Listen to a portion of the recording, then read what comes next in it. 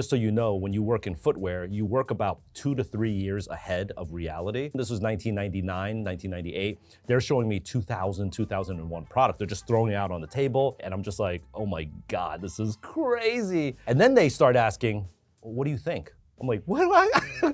I'm a 2-time college dropout. I have no degree.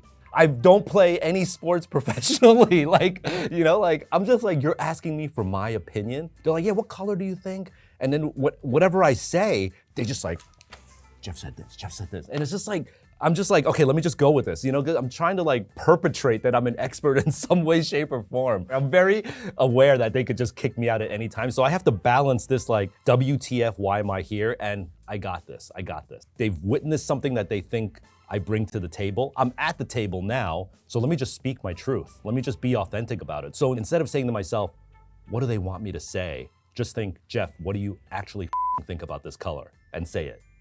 And then you go on this tour, they're taking me to like the research lab where they have the runners like actually performing in things, the color lab, the fabric lab. I went into this legendary place called the Innovation Kitchen. The Innovation Kitchen was the lab of all labs. So you have like where people work and actually get shit done. The kitchen is like where they literally tinker with like the future. And that's where like super futuristic stuff gets made. I got to go into the employee store, which is the store that they have on campus only for employees, where they have all the latest and greatest at all the cheapest prices. They gave me an employee pass. It was a mind-blowing experience. And so out of that, there was a couple of projects that we started to work on pre this legendary shoe.